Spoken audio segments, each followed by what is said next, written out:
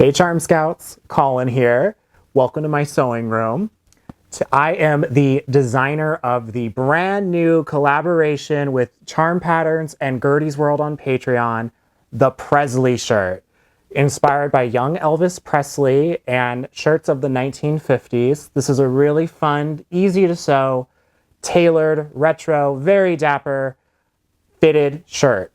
Today I'm going to walk you through the trickiest steps as well as the main construction of creating the Presley shirt. So without further ado, let's get started. So I've got in front of me on the table all of my cutout pieces of my Presley shirt. I've opted to do the piped contrast front yoke version. You could also do the pocket, and you can also omit the piping. I've got all of my pieces prepped already. The collar section, both facing sections, and both sleeve bands have been interfaced. I've clipped all my notches. Since I'm working with a solid cotton, I also marked the wrong side on my fabric. And I've serged all of the long vertical seams as directed by the instructions. Other notions you're going to need, of course, sharp pins. You will either want a ruler or a seam gauge. I've got my store-bought piping. You, of course, can make your own too. There is details on that in the instructions. And a nice pair of sharp scissors for grading seams, clipping as necessary.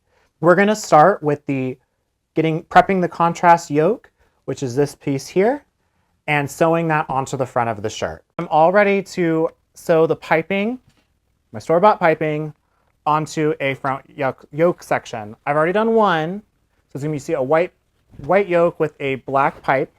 I'm using a hot pink thread too, so you can see everything I'm doing.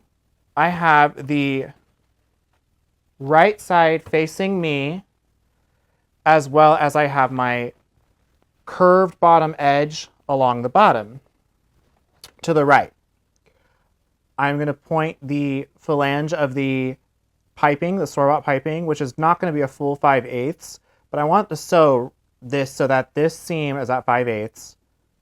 And I'm going to use my seam gauge to just line that up. Just check that. Now the cool thing is I'm using a piping foot that, as long as I keep my raw edge at 5/8 on my measurement plate, the piping foot will actually hold the piping in place. But I do find it easier to just kind of pre-measure it using the seam gauge, pop a pin in or two, just to get it started. Precision is always nice. But once I get moving, and I'm using a machine basting stitch, just because this doesn't need to be quite sewn in place yet, and in case you need to move anything around, when we sew it onto the front of the shirt, it'll actually sew it in place permanently.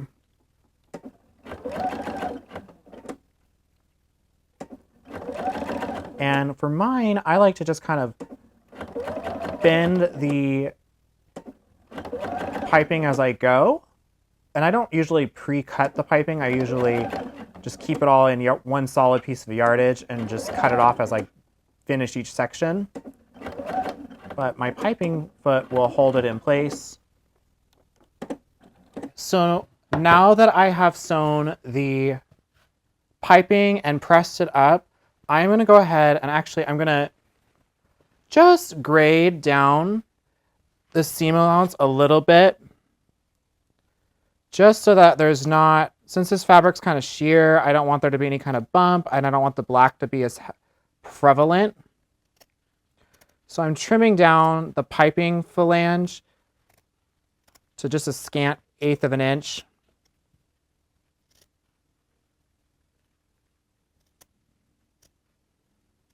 As neatly as I can.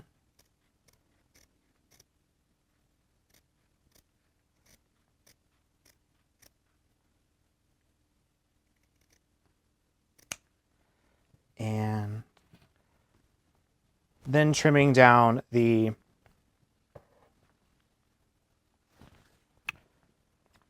seam allowance of the shirt to just be about 1/8 longer. And this is on the front yoke.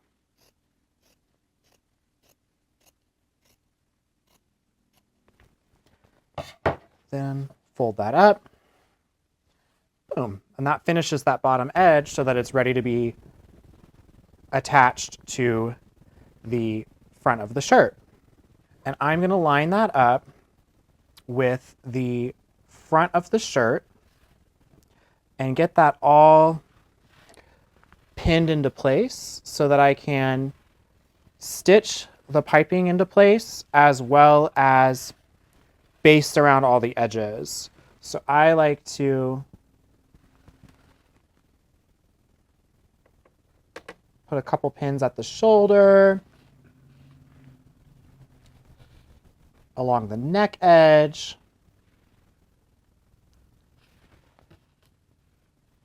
line up the little point where the collar, the pivot kind of is, this little indentation, the little extension. And sometimes, ever so often, depending on how precise you are at cutting, sometimes I can be a little not super great. Your yoke piece may not perfectly line up with your shirt front. As long as it's in the seam allowance, you're good. I personally am a really fast cutter, so sometimes I don't always make it as precise as I should. So now I'm going to go ahead and pin through all the layers along my piped edge. That way I can go ahead and stitch this into place using my piping foot. And notice I'm pointing the pins in the direction I'm going to sew. Okay. So what I like to do is try my best to stitch in the ditch right here using a piping foot definitely helps with this, or a zipper foot. And also using matching thread, you'll never see it. I typically suggest matching to the color of the yoke as best you can if you're doing contrast, because if any stitches were to show, that's where it would show. I'm using a nice bright hot pink. You probably can't see it because I am stitching in the ditch, but if for any reason it were to show, a white thread, since I've got a white yoke, would be ideal.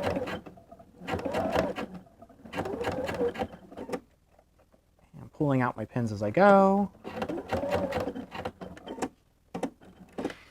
Perfect, and now you can see that is sewn in place. Switching to my regular presser foot, I'm going to do at 3/8 a basting stitch all the way around.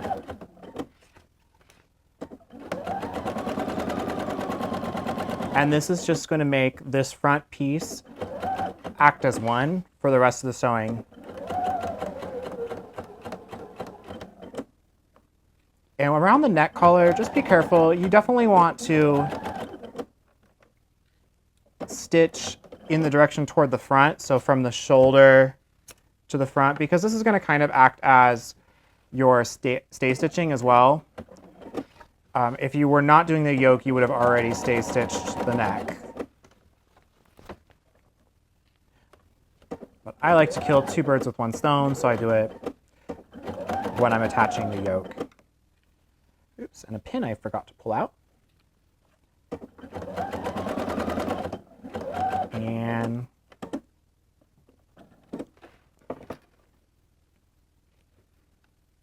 so you can see we have basted around all the edges of the upper contrast yoke, and I'm going to do that on the other side, and then it's ready to move on to the next step. Okay, now I'm going to go ahead and assemble the back yoke.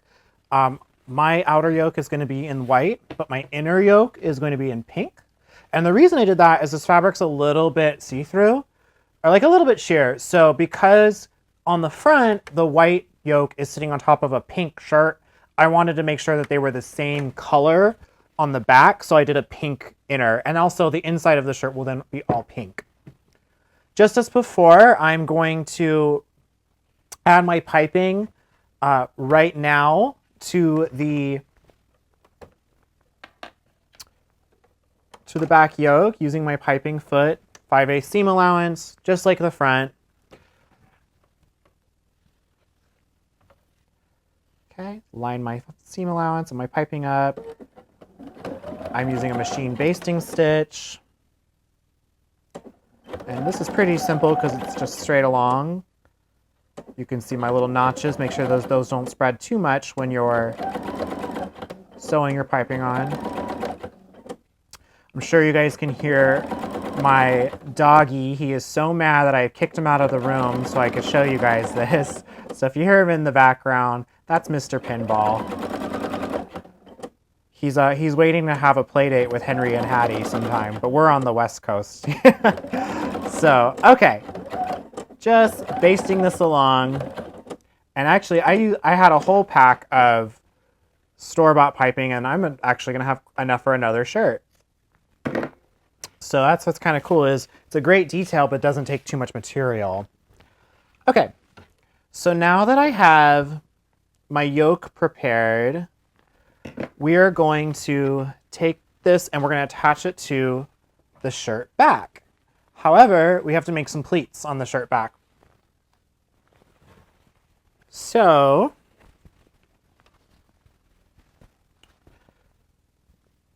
I'm going to have the shirt back facing with the right side facing me, and I'm going to take my little notches, this inner notch, there's two next to each other, they're about 1 inch apart.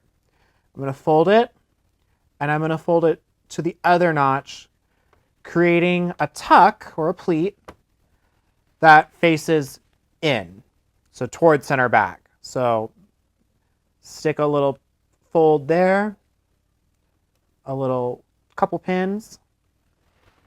Same thing on the other side. Right side facing me. Fold create my little tuck. It should be about 1/2 inch. And you want your folds to go towards center back. Okay. Super easy.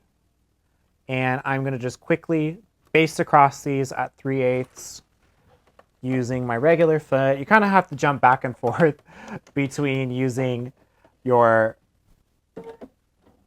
piping foot, and I'm just sewing right over my pins. Don't tell Gertie.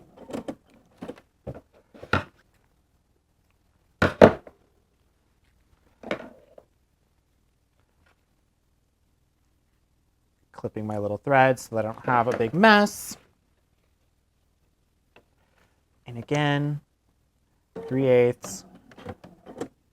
I'm just using a basting stitch, so they're nice big stitches, just to hold it in place. So we're going to assemble the back piece with both yokes and the lower back of the shirt. I like to sew this in one go, so I'm going to show you how to stack it properly so that you can sew it in one stitch, and it makes it really easy. So I have the interior yoke, the extra yoke piece, this is actually what will show on the inside of the shirt, and I have the right side facing up, and I have it upside down to me. Then I also have the shirt lower back with the pleats already made, and I gave them a quick little press, and they're basted in place, and I have this also right side facing up, and I have it correct, like standing, straight. And then on top of that, I have the outer, like the contrast yoke that I sewed the piping onto. And this is the only piece in this stack I have with the wrong side facing up. So what we're going to do to get started is we're going to first pin the shirt back, the shirt lower back, to the interior yoke. This is the one that'll be on the inside. So I've got wrong side of the shirt back to right side of the upper yoke. I'm going to go ahead and line up my notches with my pleats. Pop a little pin in that. Okay. Then I'm going to pin my center back and pin each corner.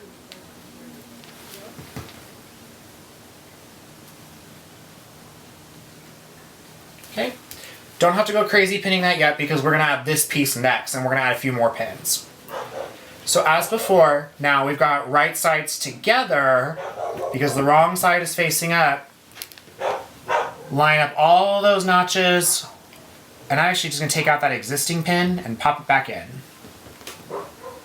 So you're making a little sandwich of the two yokes with the shirt lower back sandwiched in between. And when we sew this, it'll connect all of them and you'll get a nice clean finished seam. So I'm actually just reusing all those pins I had already placed, starting with lining up the notches in the pleat, then the center back, then these outer edges. Okay? Now we're going to go ahead, and since I've already basted in that piping, using my piping foot or a zipper foot or cording foot, whichever you prefer, I'm going to stitch right on top of that basting, which is at 5/8, and that'll seam all these pieces together, and then we will come and press them. So back over at the sewing machine, I've got all my pieces lined up, and I've got my piping foot on the machine.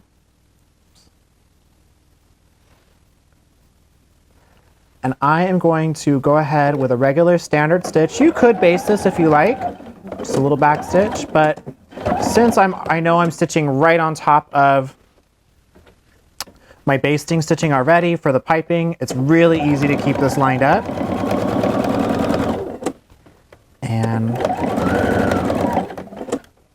you want to make sure that your needle is dropping in right to the side of your basting stitching, so your basting stitching is getting trapped inside the seam allowance. And of course you can remove it, but since you've sewn on top of it, it's a little bit tricky. So it's just easier if you can just leave it by having it hidden. Just keep making sure all of your pleats are staying in where they belong. And we're just gonna stitch right across, back stitching at the ends, of course.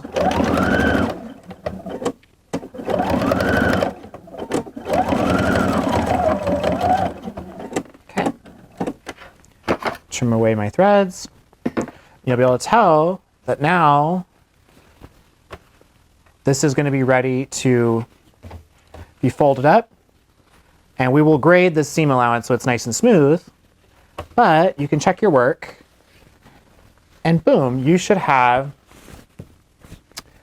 a piped contrast yoke to your lower shirt front, or shirt back, excuse me. Now that I have all of these layers stitched together and my work is good, and I checked my pleats and made sure they look great. And yeah, I'm happy with my pleats. I do have one little basting thread I'll need to remove, but that's okay, I can do that at the end. All we're going to do now is, so that we don't have this ugly ridge right here, especially on something like a white shirt or a light pastel that's going to show, I've got all the pieces facing down, so I've just got my seam allowance here. I've got the inside yoke toward me, and we are going to grade this down. You want to grade the interior to be the shortest, so for me, for you as well, that'll be the interior yoke. And you're going to notice there's actually several layers here. So you're going to grade the inner yoke, the shortest, about a scant eighth, and then you'll grade the outer two about a 1/4 of an inch. So right nice and close. Careful when you get to the pleats because you're going to want to cut through all the layers.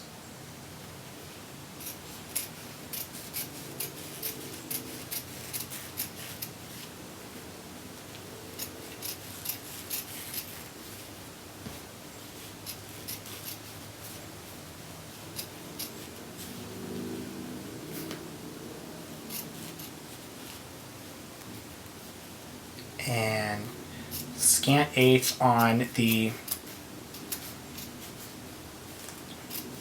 first seam allowance.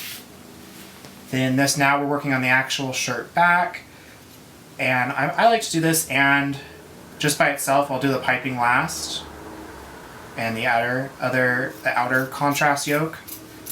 So you're gonna do that. Where you get to your notches, you'll probably end up having to start a new cut. That's okay. It's going to seem a little thick going through all those notches, or through the pleat. That's okay. Just, you want to create a nice little stack.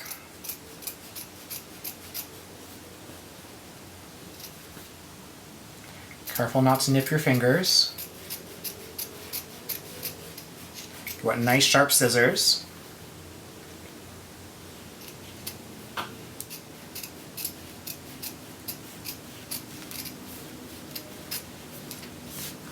And okay. And then this last piece we're going to cut basically to be the same length as the edge of the piping, the flange of the piping, if you're using store-bought piping. If you made your own piping, you'll need to trim it down.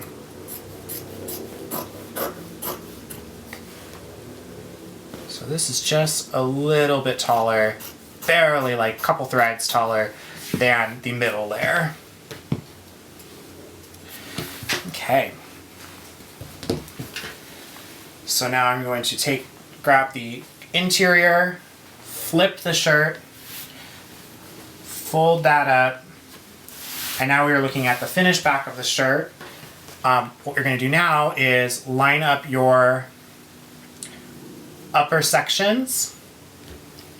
So your neck edge, your shoulders, and this portion of the armhole, the armscye. All your corners. And get that pinned, because we're going to do like what we did on the front, where we're going to baste all around the edges.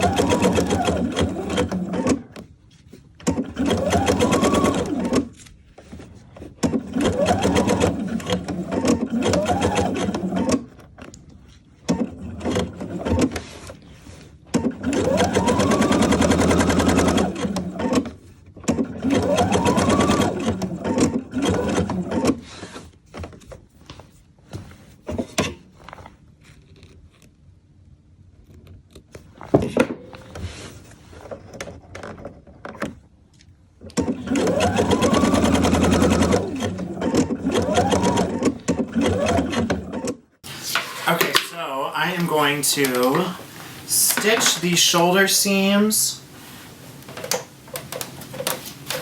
Stitch the shoulder seams using a regular stitch length, not a base, just a regular stitch length. Back stitch a little bit. Holding everything nice and smooth. Oops, try to remember to pull your pins out.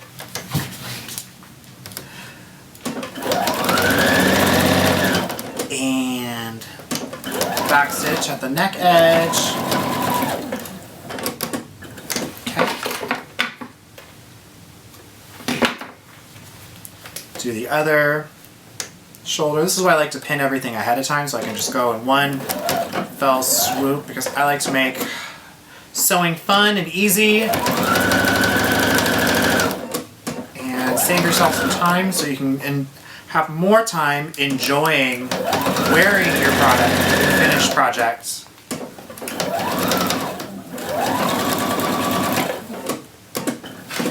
Stipping my threads. Okay. I'm going to stitch my underarm seam on the, basically stitching the shirt front to the shirt back, creating my armhole. Make sure your pieces are nice and flat when you're stitching.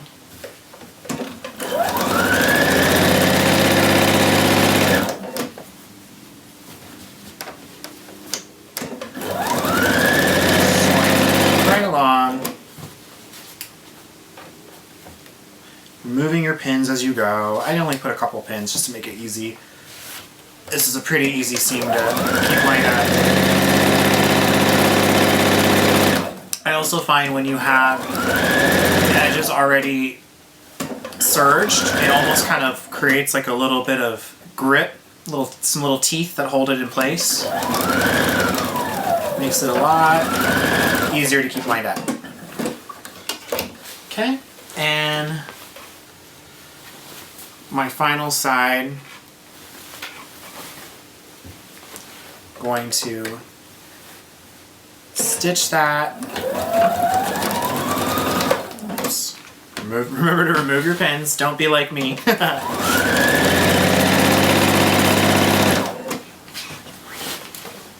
I made an agreement with my sewing machine a long time ago that it would not hit pins, but it's still good practice to pull it out.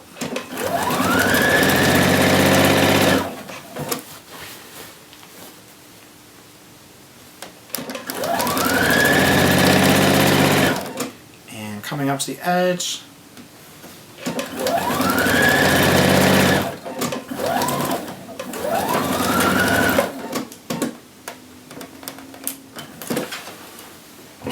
Okay, so now I'm going to press open my side seams on the underarm seam, and I'm going to serge and press the shoulder seam toward the back. I've got my underarm seam. I'm just going to quickly press those seams open.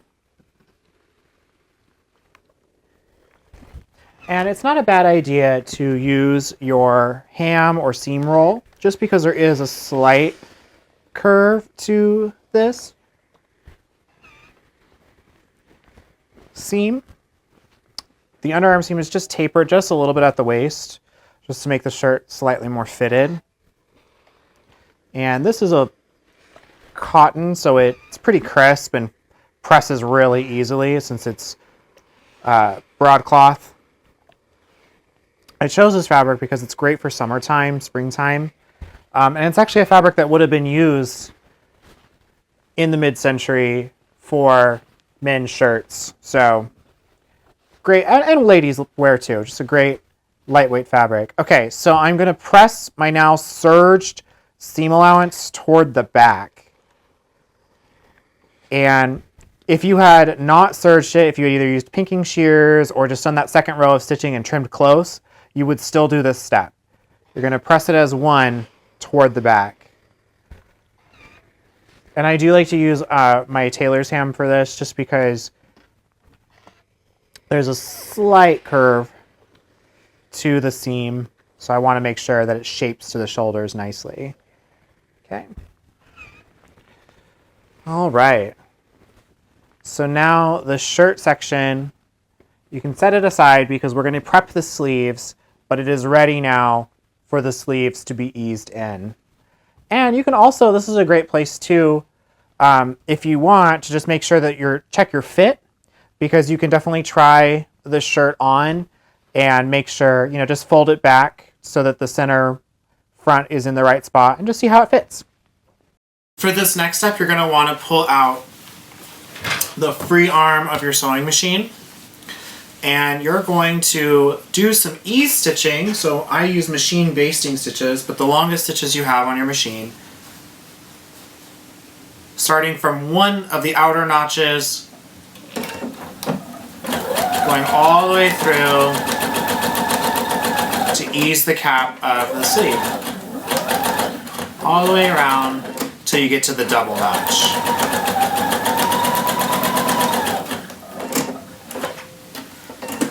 Then you're going to do a second round of these long stitches.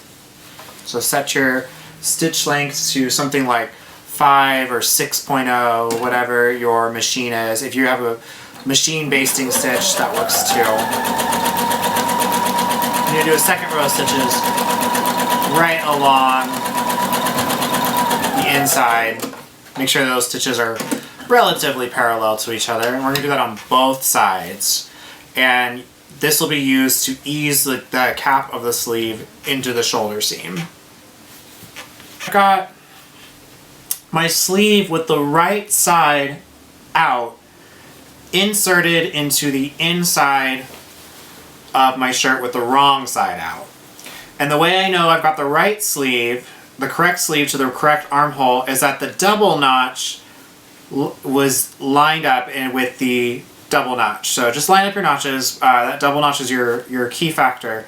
So you're going to line up first. I like to pin the underarm that isn't eased in place, and then match my notches, and then distribute the fullness before I start pulling up on the bobbin threads.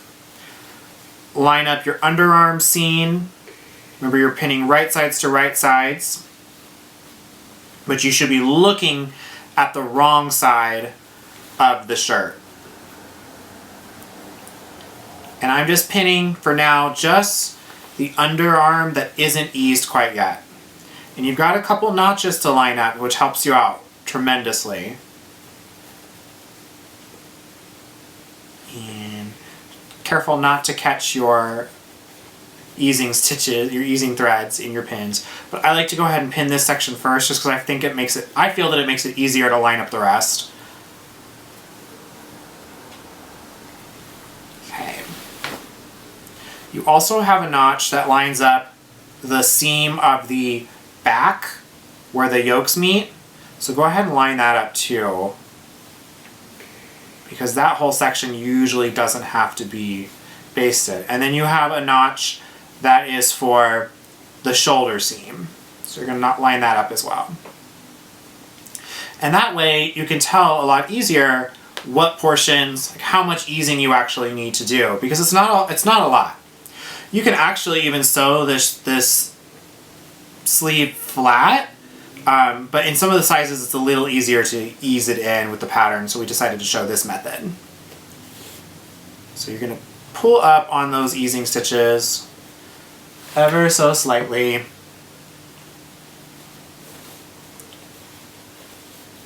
And the trick here is to not create any tucks or wrinkles. You're not gathering, you're just creating like a little bit of like a lettuce hem so that the pieces fit. And you won't need to do a tremendous amount. It's going to go in pretty quick.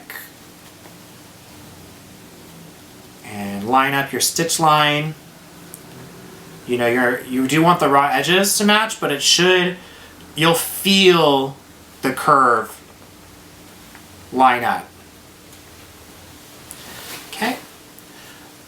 Just going to go ahead and keep going around. Starting at my other side. Don't have to pull up too much.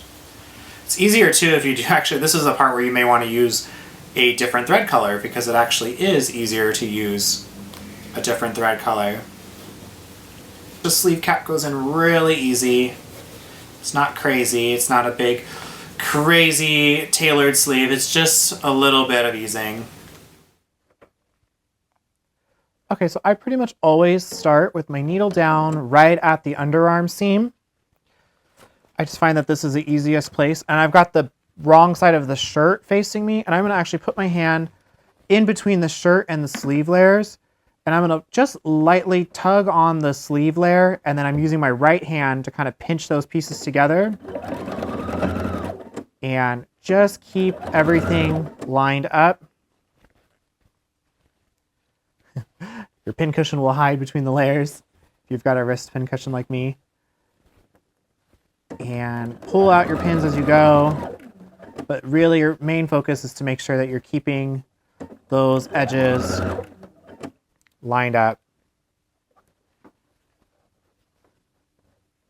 And just push any of your easing stitches out of the way if they come up and get in the way.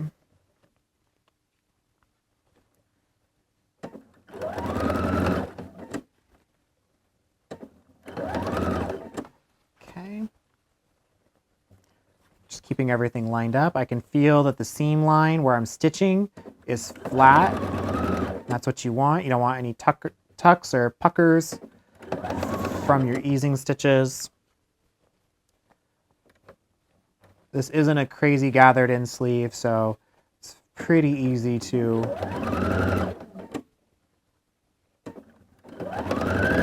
keep in place. Try not to run over pins.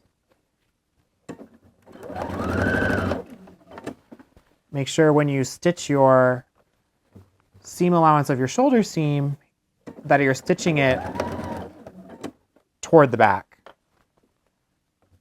since it's all pressed as one.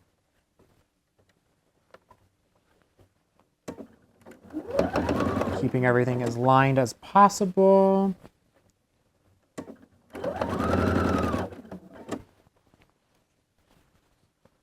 And I'm just making sure I don't have any puckers.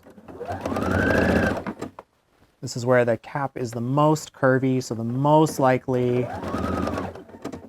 area.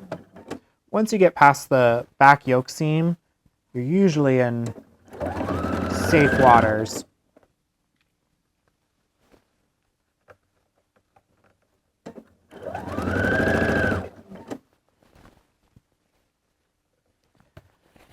And your shirt's going to get all twisted around sewing in the round like this, so just realign it as needed. Just do it with the needle down and you won't mess anything up. You can move it around as much as you need to.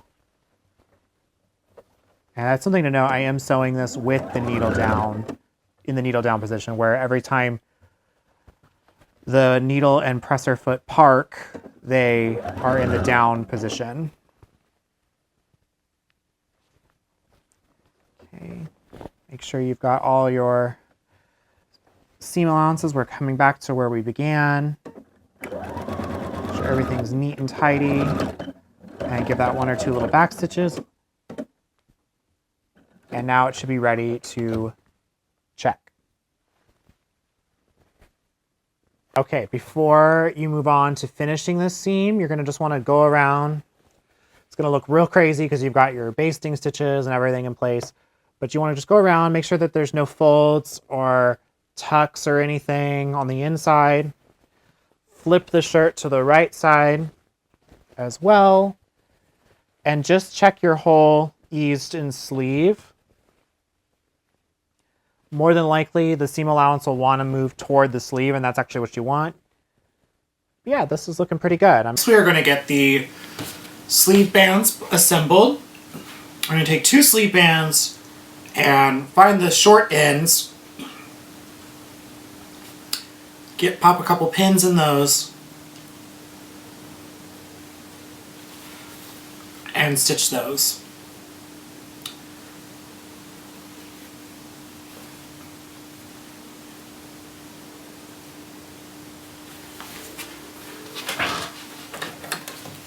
So with 5/8 seam allowance, a couple little back stitches.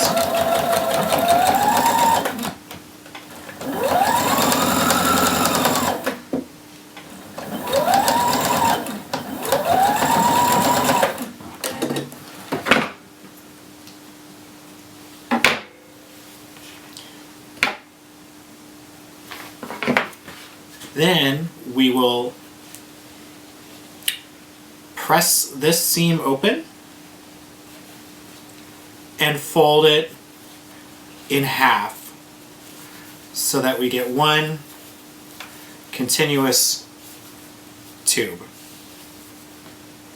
lining up our notches on the opposite side as well.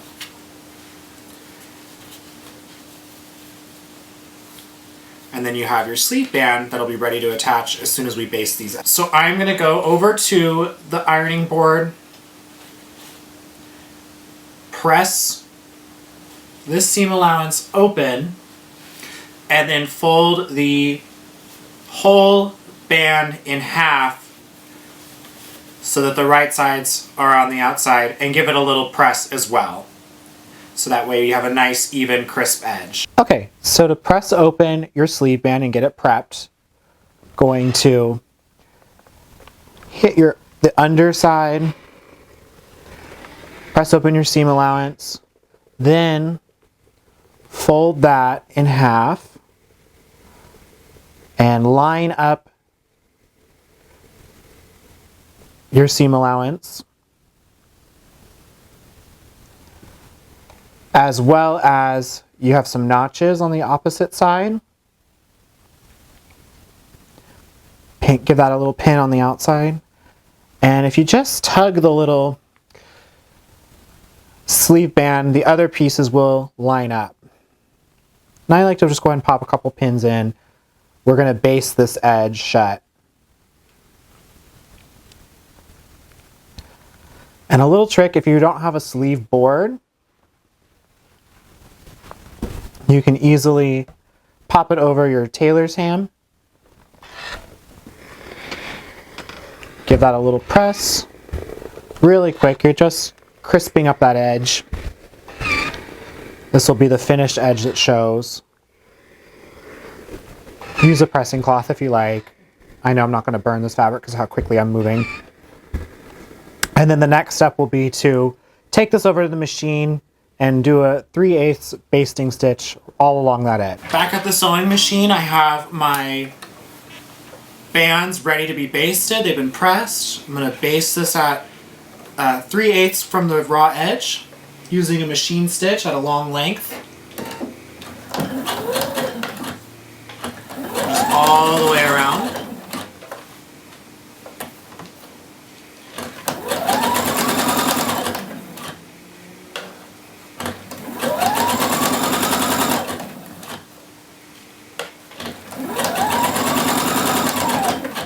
And just overlap that stitching.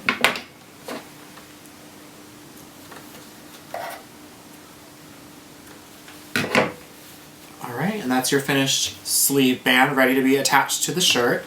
So now I've got my two ready to attach sleeve bands as well as my shirt front and back sewn with my sleeve.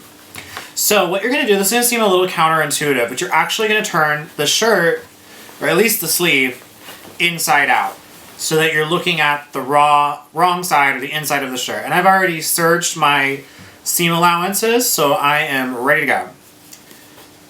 Then you're going to designate which side you want to be your correct side, your right side for your sleeve band. Mine, it doesn't really matter because it is solid, but if you had a print, you want to go with the direction, or if it had, like the shirt I'm wearing today, the leopard has a nap, so I want to make sure that goes down, the correct direction. So you're going to line up putting the correct side, the right side of your sleeve band against the inside or the wrong side of your sleeve. And you're going to pin that starting at the seam, as well as aligning the outer edge of your sleeve with your notch. So then you're going to find that the seam, the sleeve band is a little bit shorter, just by a little, than the actual raw edge of the sleeve. And that's on purpose. The idea is you're going to just barely stretch the bias cut sleeve band as you sew it in order to make it fit. So I'm only going to pin it in 4 places. I'm going to pin it at the seam, the notch, and then in between the two. And I'm going to start at the seam, and I'm going to just lightly pull on it so that it's taut on the free arm of the sewing machine so that it stretches ever so slightly as I sew it. So let's move on to the machine.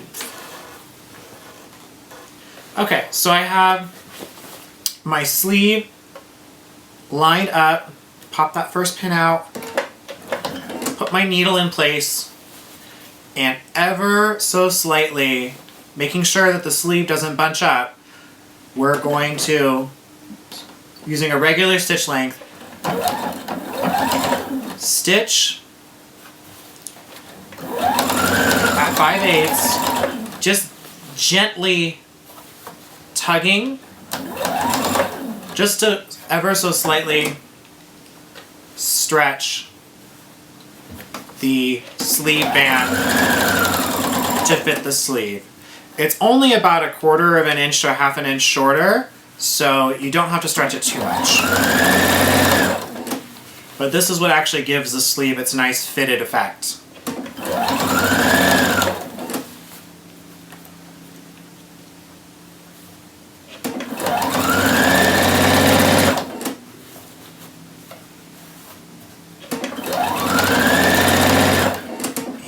where the sleeves meet, you're going to want to overlap your stitching, but make sure you kind of tug this extra away.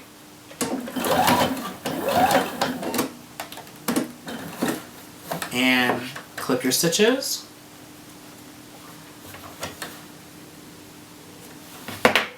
And you'll want to make sure that you have a clean finish along the raw edge, or along the inside of the sleeve. And you should have on the outside of the sleeve your seam allowance. I know that seems weird, but we're going to change it.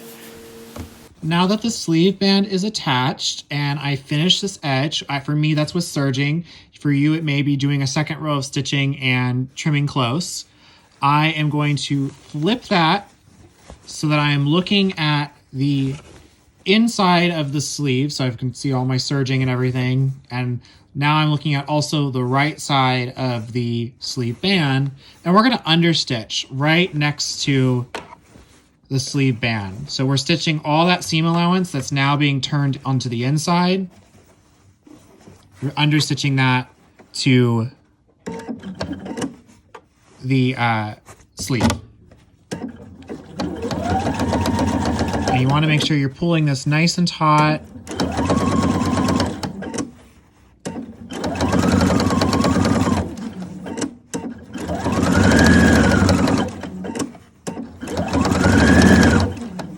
All the way around.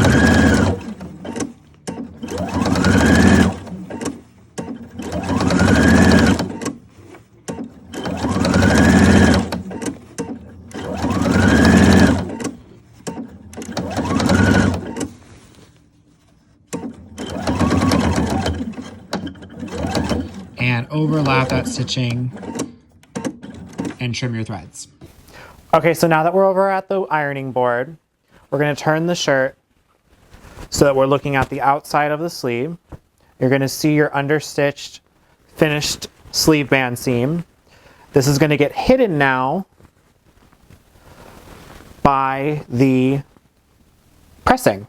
We're going to fold that out so that our understitching is tucked onto the inside. You're going to roll it to the edge, and the sleeve band is now on the outside.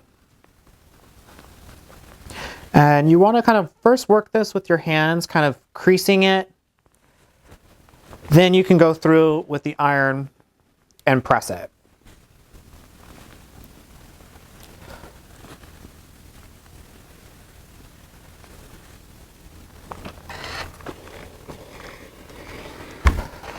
Boom. Giving that a little bit of steam just to kind of heat up that interfacing that's in there and get it to crease.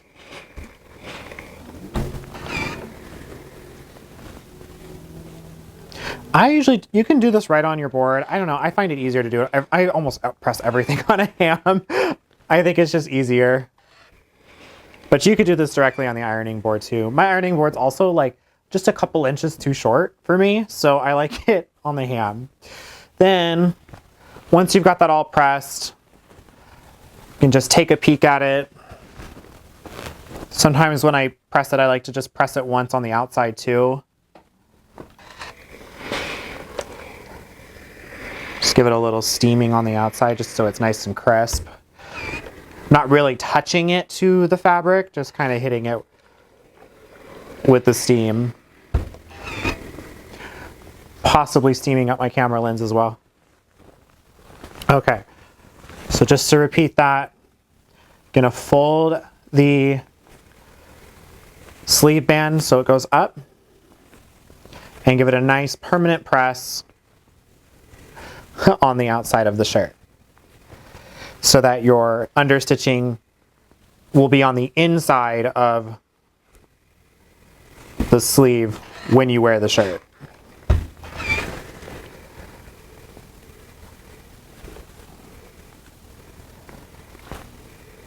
Kind of rolling it.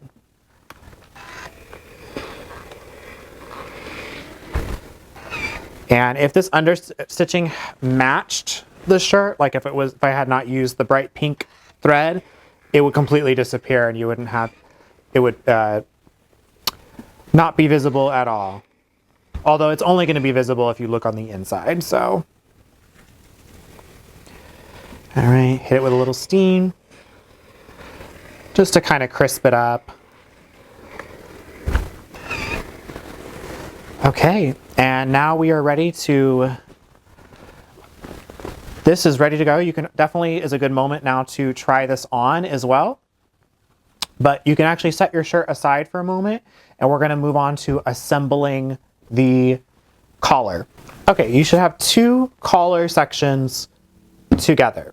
And I have both the wrong sides facing me right now. You're going to have one that's been interfaced and one that has is not. I'm going to go ahead and put my interface section right side up and lay on top the pieces. We're going to pin this together, leaving the slightly curved edge, like the straight and curved edge, the shorter of the two long edges. We're going to leave that open.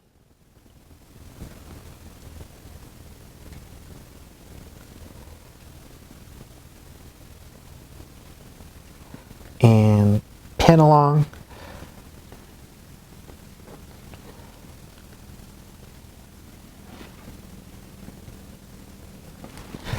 Okay, and then we're going to stitch all these pinned edges, but leave this bottom edge open. And we are going to now stitch the collar sections together.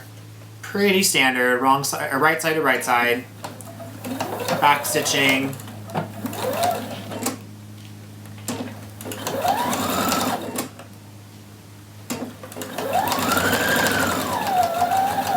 Make sure you pivot at right when you're going to hit 5/8.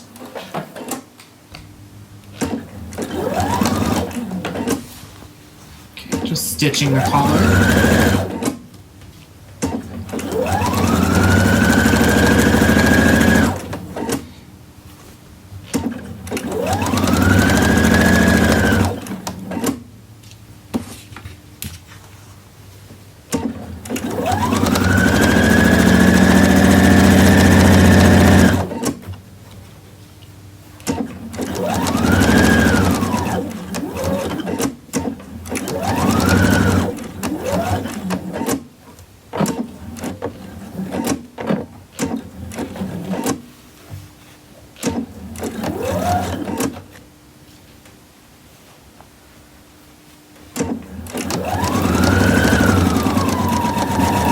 So now that we have stitched the collar sections together, we're going to do a little bit of clipping and a little bit of pressing too while we turn this guy out.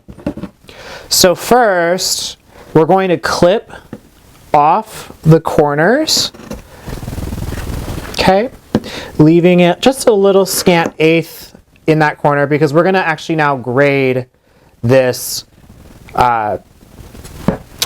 collar. Now the thing that's going to seem kind of funny is you're going to cut off on the side that is interfaced. This ends up being the bottom, so you're going to actually cut the interface side down to just 1/8 of an inch on the seam allowance. So you're going to make that the shorter grade.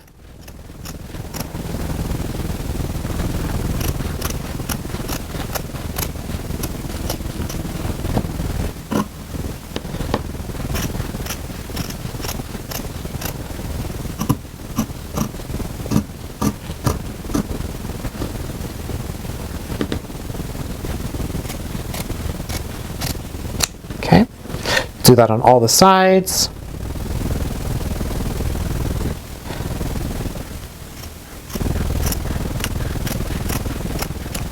Cut off those extra little threads.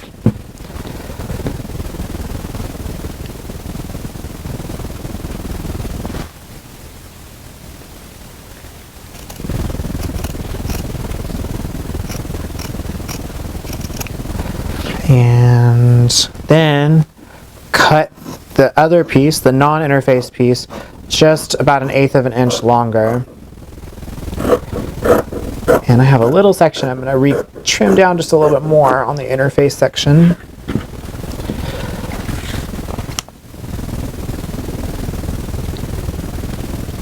You want that nice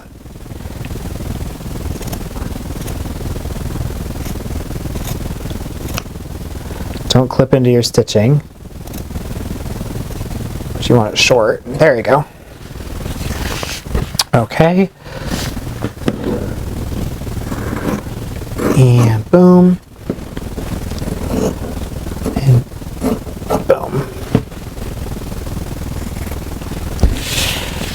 All right. Now we're going to turn this guy out and press our collar and our corners.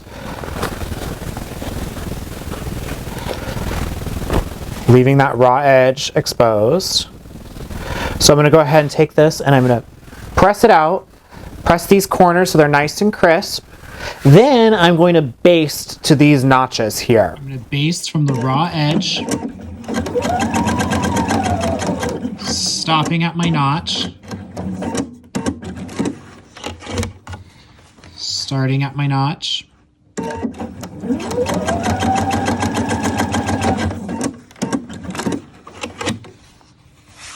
And now we're going to clip into this section. So now I have pressed out my collar and I have basted from the raw edge, or the finished edge, to these notches here. On mine I have dots, but this is an earlier version of the pattern, so I believe it's notches. But now we're going to clip to 5/8 at the notches, only on the section that is uninterfaced.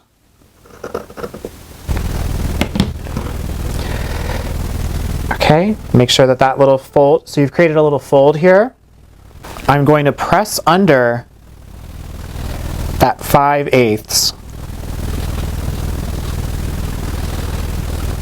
Just make sure you're only pressing under 5/8.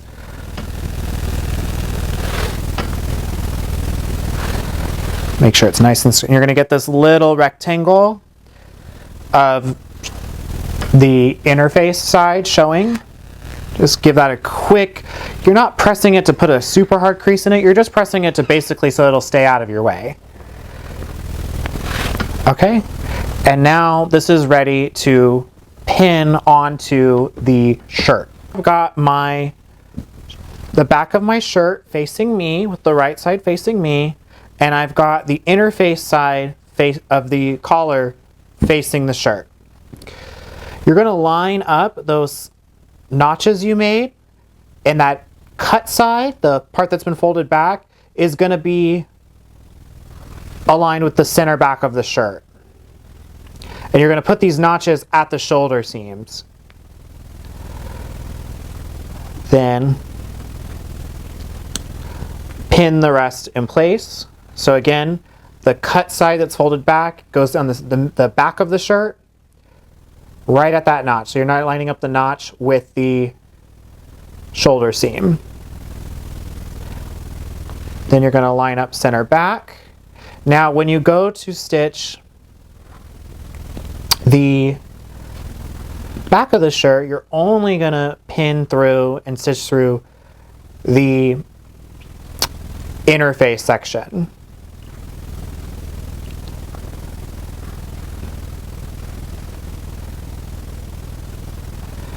Okay.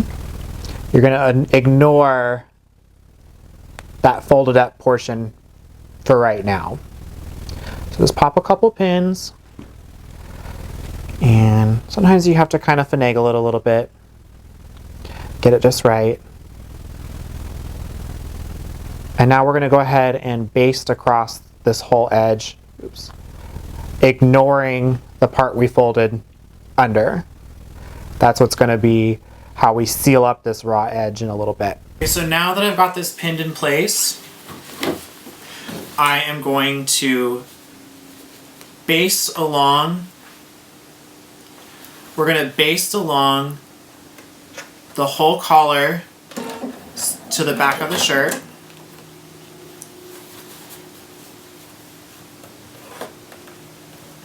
Making sure our raw edges are lined up. You're going to be sewing over your existing basting at first, and we're basting within the seam allowance, so at 3/8.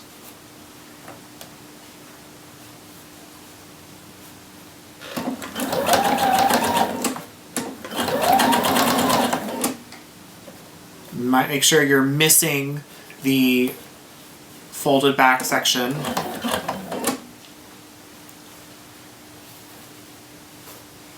And keep the shirt smooth underneath.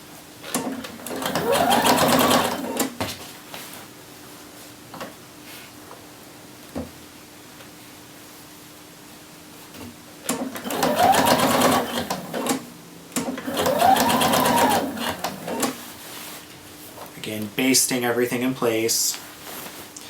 It will make it easier to attach the facing.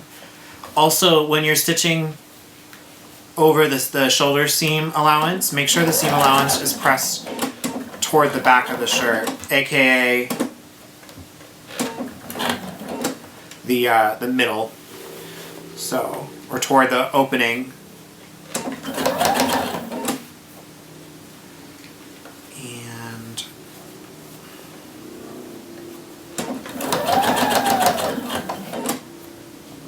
And the reason we baste this first instead of just stitching it in is when we go to add the facing, we'll stitch it all in, but you just want to make sure that the collar stays put while you're sewing in the facing. Okay, check your work, make sure that there's no puckers or gathers, that the shirt's not bunched up funny anywhere. Look at the back side. If some of your basting stitching is showing through, that's fine because you're not at the full 5/8 yet. We're going to remove it. Okay, so now this shirt is ready to have the facings attached. So now we're ready to pin the facings onto the shirt. So I've got my interfaced facings here, and you're going to line up the pointed corner with the front point of the lapel. And then this curved edge will get lined up, and you'll see there's that dot there is right where the collar ends. So I'm going to go ahead and I like to first pin the neck edge, and then I will go ahead and pin down the front edge of the shirt.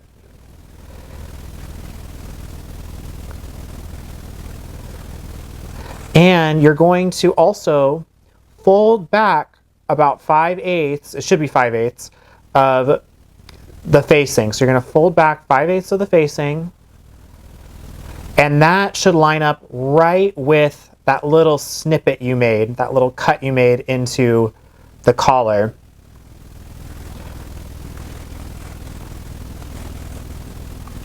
And pin at that dot. The dot should be right at the edge of your collar. Then I will pin, starting at the bottom, raw edge of the shirt, all along the front, matching your notches. So your pieces are nice and lined up. I like to pin at this little pivot point. I like to put a pin at the piping. Pin at the piping. That's fun to say. And repeat, rinse, lather, and repeat on the other side. So we are, just as a reminder, we are doing corner to corner. Pop a pin in there. That dot should be right about where that collar ends. Fold back 5/8 your seam allowance on the facing edge, that short facing edge. I think I overfolded right there. That facing edge should end, that folded edge should be right where your clip is. And then sometimes this curve can be a little tricky, but it'll line up on the seam line. And you're going to pin through all the layers, including the collar and the front of the shirt, and you'll look like something like that. You'll have this folded edge, pins, then line up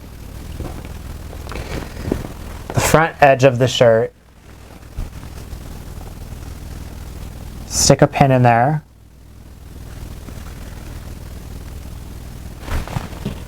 Line that up. Pin at the piping. And line up your notch as well.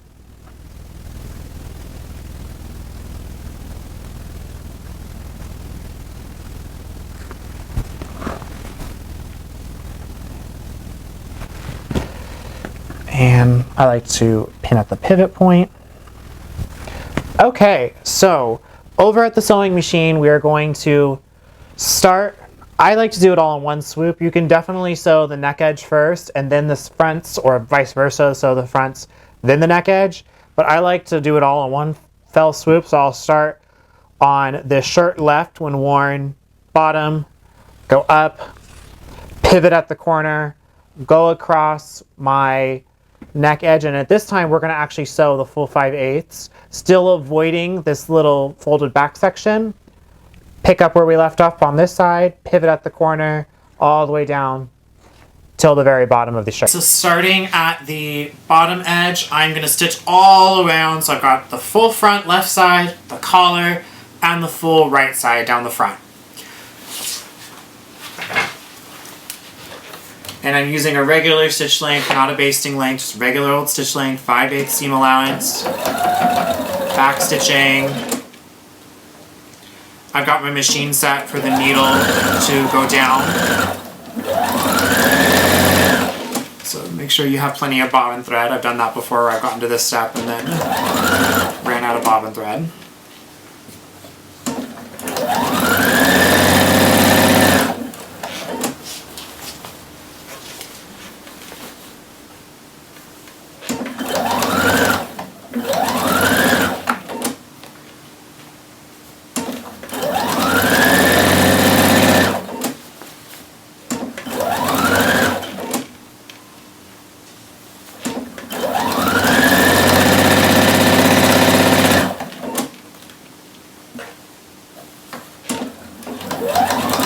Be sure to pivot a little bit at that where the lapel extends out.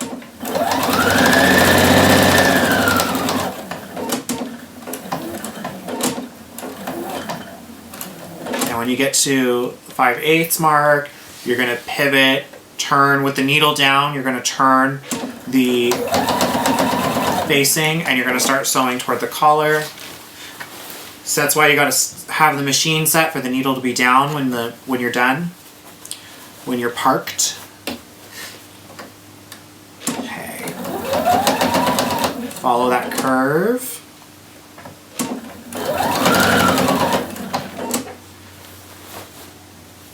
And it's really, really easy to have your shirt get folded up underneath this, and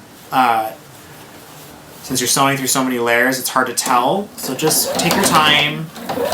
Use your hand on the left to kind of move things out of the way. Make sure you're not catching what you're not supposed to catch.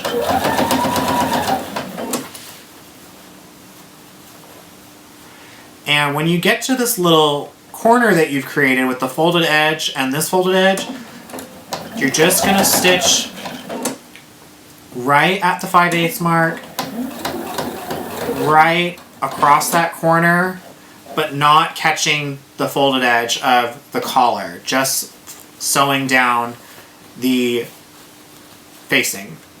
Okay. And you should be able to sew, we've already basted the collar, you should be able to sew it now at 5/8. Kind of make sure that the shirt fabric underneath is out of the way and smooth. Very similar to when you're putting the sleeve in. You have to have your hand in between the layers.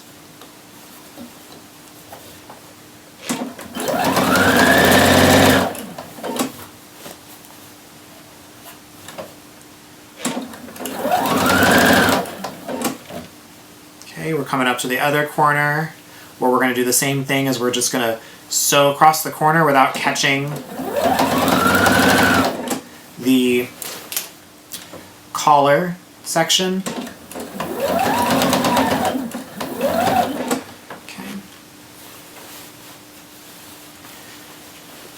and continue now onto, this is the basted section of the collar and the basting, sewing that to the shirt front.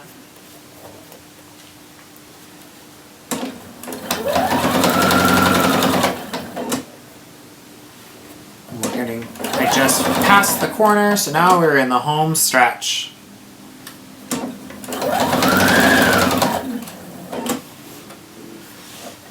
Pivot at the lapel and sew down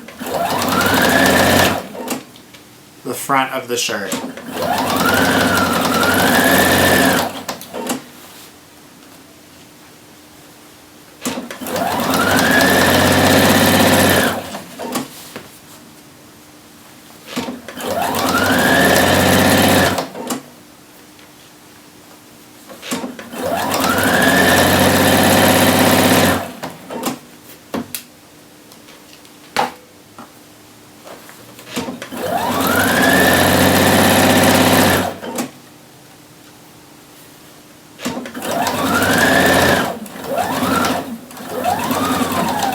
We're looking at the inside of the shirt, and we've got all of the outer edge sewn on the shirt, and the collar is completely connected, so you can flip over your shirt and you should be able to see, oops, we got a little little basting thread to snip.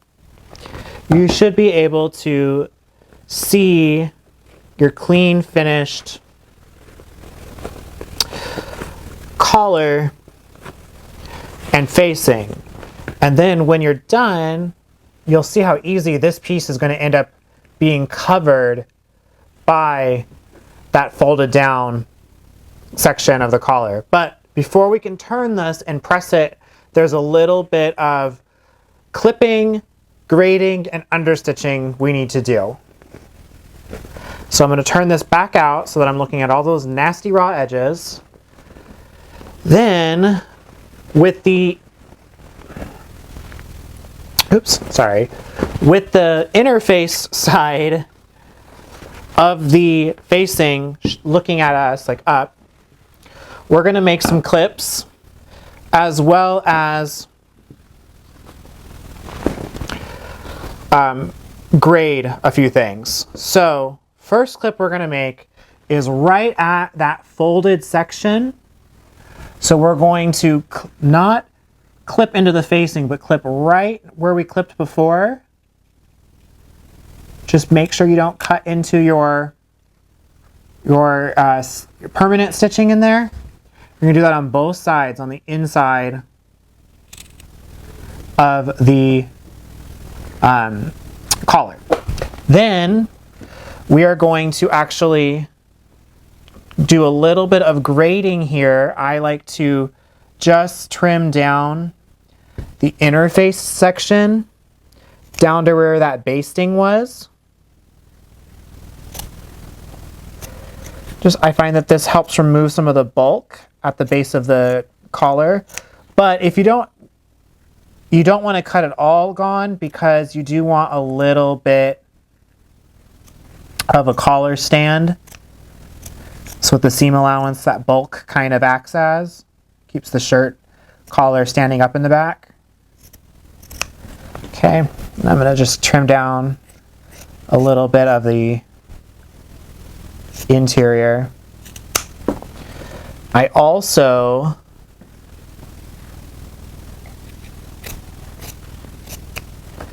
am going to clean up my cuts a little bit. I'm going to clip at an angle just that little corner off that we've cut from where we've created that little clip. Okay. Just cut at an angle. All right. Next, I'm going to, the section of facing, I'm going to also clip that at a slight angle. Just careful not to cut through your stitching. And that's just to help reduce some of the bulk. Then we're going to clip this curve just by making not notches, just little clips, because it's going to open out, not in. So a couple clips, half an inch or so, 5/8 an inch apart from each other. Okay, as well as you're going to clip the corner. So I'll show you on this side as well. Clip that first corner just a bit, and clip that corner right there. Clip into this curve. Some 1/2 inch apart clips. Now we're going to grade everything, this whole seam. So with the interface side of the facing up, I'm going to clip the interface seam allowance down to a scant 1/8.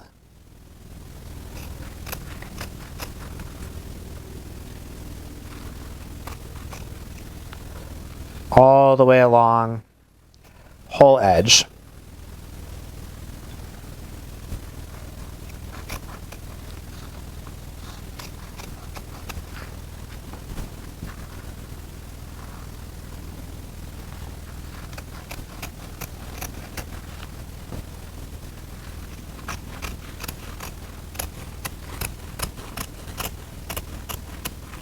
Make sure you have nice, sharp scissors for this whole step.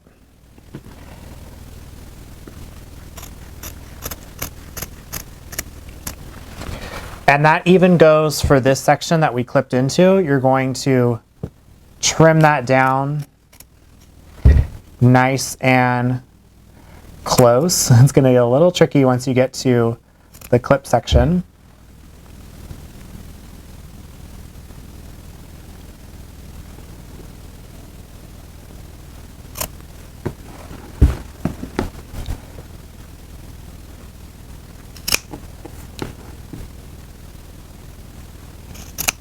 Okay. Then we're going to also trim the outer portion of the shirt, the other seam allowance, just a little bit beyond what we just cut down so that you get a nice grade. Little trick, if you did the piped front, when you get to this, cut a notch and remove that section of piping. So you have you're just going to make a little triangular cut that removes the piping so that you're not having double bulk there. Just cut it away. Okay, and then we're going to cut the rest of this down pretty short, just about to 1/4 of an inch. Then you'll repeat that clipping on the other side, and you should be able to turn your facing and your corner out nice and tight now, nice and neat. You can see it's already, if I take my little point turner to this, gently of course, it's going to easily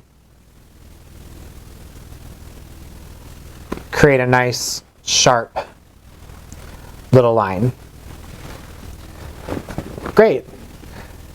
The next step on the machine is to understitch the front facing. Okay, so now we're going to understitch the facing. I put a red pin to notate where my stop is, but you'll have a dot. You're going to understitch the graded seam allowance down the center front to the facing so that it folds back neatly. Just put 1 or 2 little back stitches. And just make sure that that is spread apart.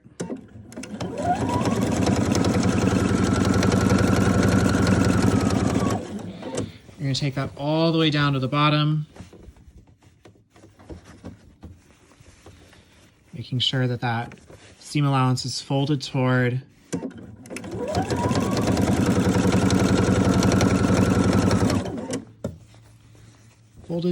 the facing.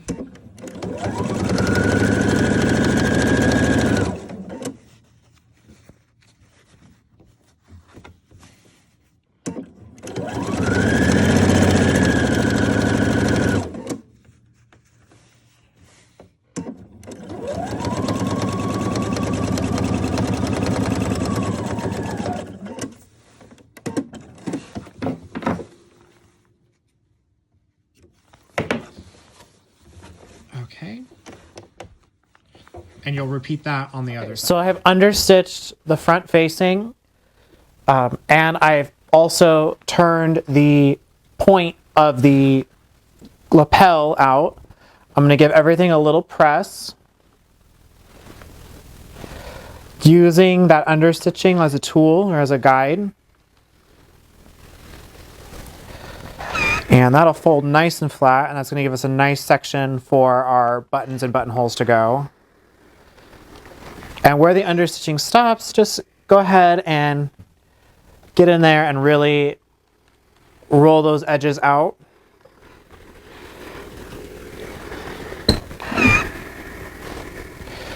And repeat that on the other side.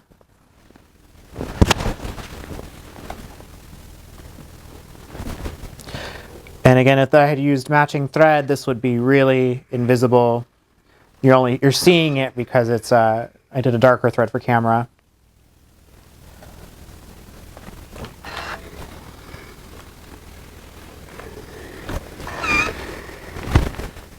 Okay. Really, sometimes I kind of put my hand inside, just really push those edges. This is easy to see because one side is pink and the other side is white. But, you know, this is what's going to fold out and create the lapel, is this point here. Okay, so here's a little trick I like to show for closing up the collar. I will take my ham, and so that way it has something to kind of drape over. Smooth out your shirt. You've got this raw, nasty edge that you've trimmed, and it's got a couple rows of stitching. Now that's going to get folded over by that folded pressed edge that we already sewed. And I will start right in the middle and pin through it with my pins pointing to the left if you're looking at the inside of the shirt. Then that edge where the seam, this is the whole reason we've been pressing the shoulder seam to the back this whole time, is so that it'll get tucked up underneath that and it's clean finished on the inside. So, and I'm going to pop a pin there as well.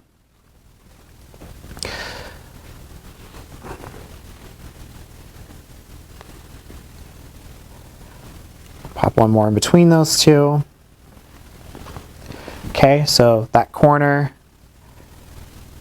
of the shoulder seam gets tucked underneath that folded edge, pinned in place.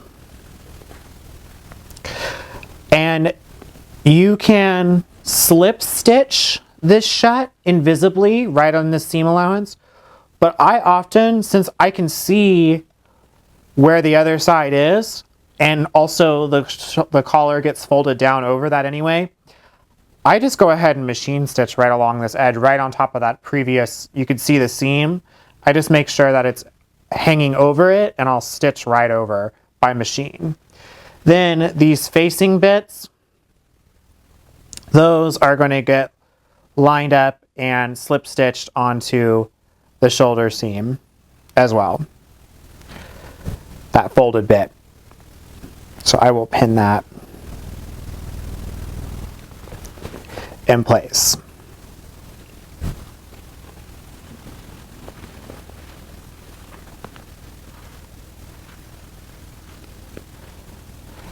Okay, this is ready to be closed up now, again, either by hand sewing, or I'm going to show you how I like to just stitch along using this thread as a guide.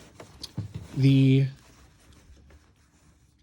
collar to the right of the needle, and I'm just going to line up that folded edge right over the stitching of attaching the collar, and sew a couple stitches backwards through all of the thicknesses, just holding that nice and taut so that it's just covering it and I'm stitching right close to that edge. If you're not super confident with how straight you can sew, do this by hand. But I'm pretty fearless when it comes to my top stitching.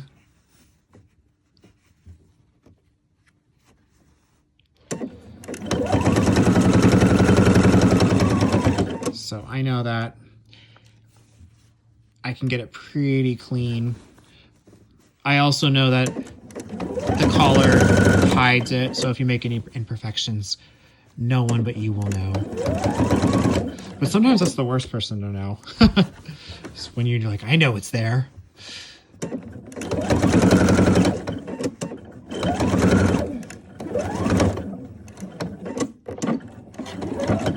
Okay.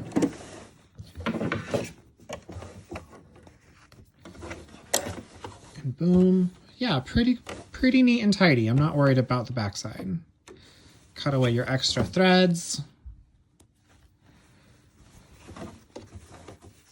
All right, and we're ready to hem the bottom of the shirt now, and then we're almost done. Now looking at the bottom edge of the shirt, you're going to take the facing and fold it so that the right side of the facing and the right side of the front of the shirt are overlapped. And you're going to stitch 1 1/4 inch from the bottom across the facing. So I have a mark on my measuring plate for 1 1/4. You may not, so you may have to draw a line. Okay. And now, next thing we're going to do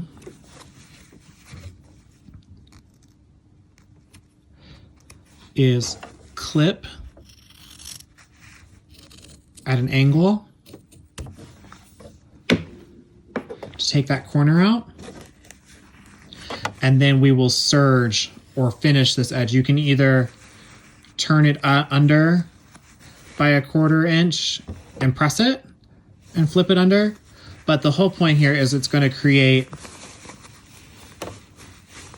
a corner which will become the front of the shirt. And you'll poke that little corner out.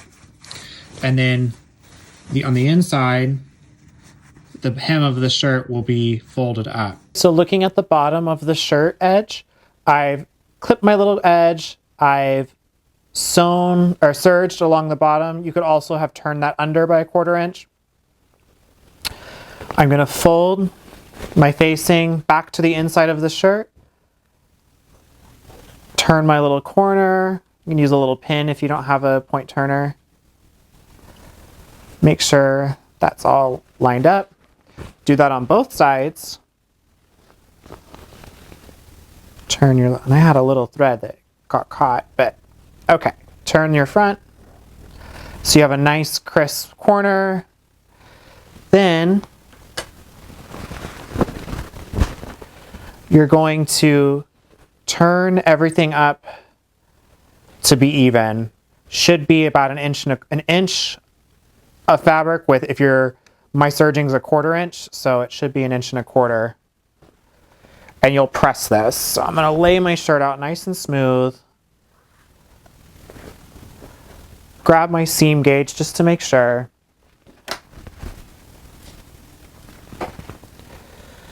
I'm at 1 1/4 inch all the way across. And then press.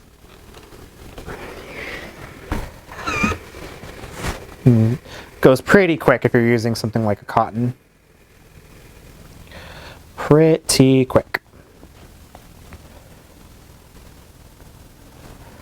And I serged off a little extra on this side, so it's going to be just a little shallow.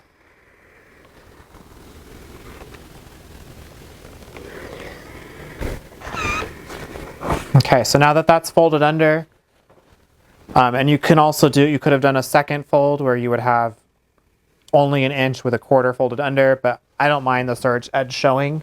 It's on the inside. You'll take this to the machine and top stitch across the bottom 1 inch from the hem. We're going to top stitch the hem in place from the right side, 1 inch from the bottom edge.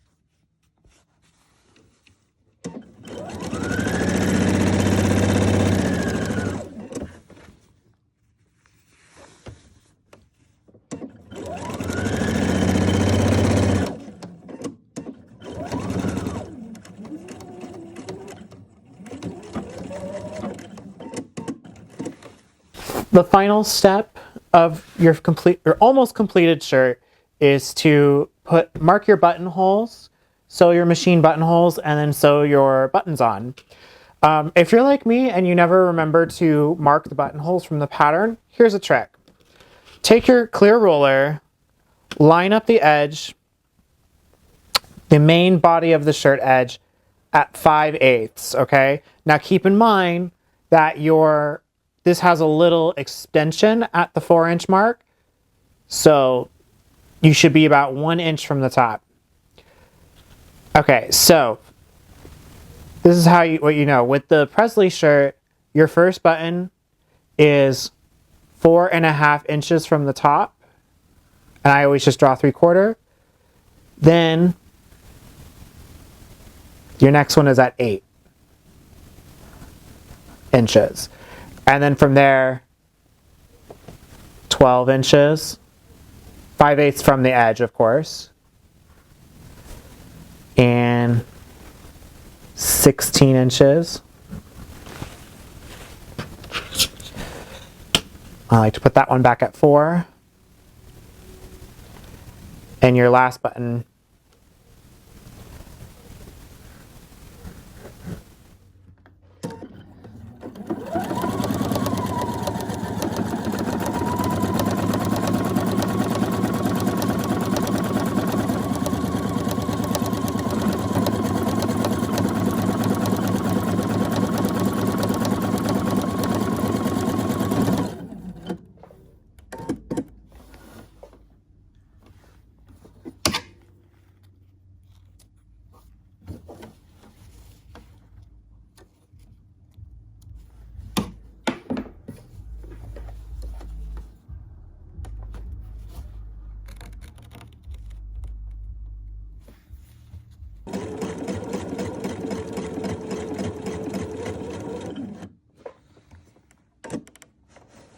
And there you have it, the finished Presley shirt. I hope that this tutorial has made sewing this project that much simpler and that you feel inspired to sew your own version of the Presley shirt. I know I can't wait, and everybody here at Charm Patterns can't wait to see all your amazing creations out there in the wild. Without further ado, my name's Collin Riley. Happy sewing.